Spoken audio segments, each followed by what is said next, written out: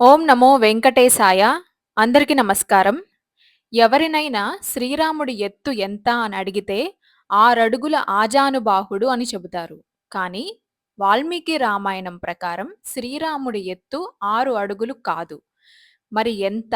ఎక్కడ వివరించారు? వాల్మీకి రామాయణంలో ఏ శ్లోకంలో దీని గురించి ఉందో ఈ విషయాలన్నీ ఈ రోజు వీడియోలో మనం తెలుసుకుందాం. వాల్మీకి రామాయణంలో సుందరకాండ 35వ సర్గలో 18వ శ్లోకం నుంచి 20వ శ్లోకం వరకు హనుమంతుడు అశోకవనంలోని సీతాదేవికి శ్రీరాముని లక్షణాలను వివరిస్తూ ఉంటాడు. ఆ వివరించే సమయంలో శ్రీరాముని ఎత్తు గురించి కూడా చెబుతాడు. ఏమని చెబుతాడంటే, శ్రీరాముడు విశాలమైన భుజాలు, మోకాళ్ళ వరకు చేరే పొడవైన చేతులు కలిగిన మహాపురుషుడు. ఆయన మెడ శంఖంలా అందంగా ఉంటుంది. ముఖం ఎల్లప్పుడూ ప్రకాశవంతంగా, శుభకరంగా ఉంటుంది.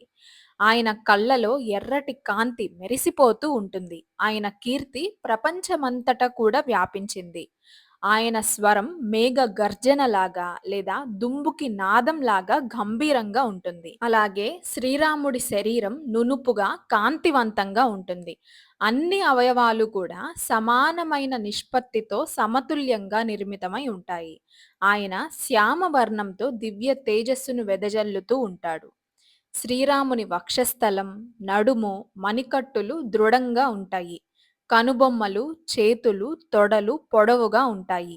నాభి, ఛాతి చుట్టూ ఉన్న భాగం ఉన్నతంగా కనిపిస్తుంది. కళ్ళ అంచులు, గోర్లు, అరిచేతులు, పాదాలు రాగి వర్ణపు కాంతిని కలిగి ఉంటాయి. అలాగే ఆయన స్వరం, నడక, నాభి గంభీరతను ప్రతిబింబిస్తాయి. మెడ, ఉదరంపై 3 మడతలుంటాయి. పాదాల మధ్య భాగం, పాద రేఖలు, చనుమొనలు స్వల్పంగా లోపలికి వంగి ఉంటాయి.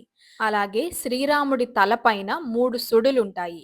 బొటనవేళ్ల అడుగు భాగంలో 4 గీతలు, నుదుటిపైన 4 గీతలు ఉండడం ఆయన దీర్ఘ ఆయుష్షును అలాగే వేద జ్ఞానాన్ని కూడా సూచిస్తాయి. అంతేకాదు ఇంకా హనుమంతుల వారు ఏం చెబుతున్నారంటే, శ్రీరామునికి 14 జతల అవయవాలు సమానంగా ఉండేవి. సింహం, పులి, ఏనుగు, వృషభం వంటి జంతువుల నడకను తలపించే రాజసమైన నడక ఆయనది. పెదవులు, ముక్కు, గడ్డం అత్యంత అందంగా ఉండేవి అని చెబుతూ, జుట్టు, కళ్ళు, దంతాలు, చర్మం, పాదాలు ఎప్పుడూ కాంతివంతంగా మెరుస్తూ ఉంటాయి అని చెబుతారు.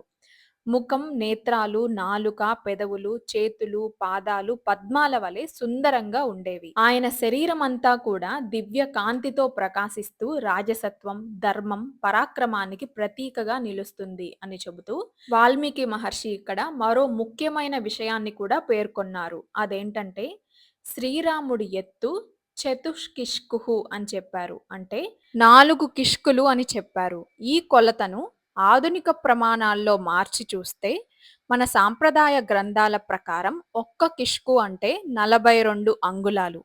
ఒక్క అంగుళం అంటే సుమారు 1.76 సెంటీమీటర్లు.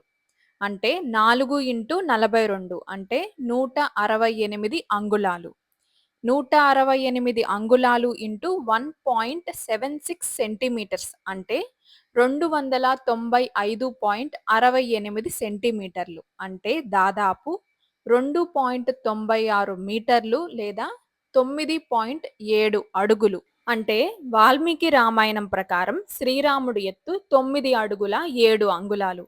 ఇలాంటి మహాపురుష లక్షణాలతో అలంకరింపబడిన వాడే మర్యాద పురుషోత్తముడు శ్రీరాముడు.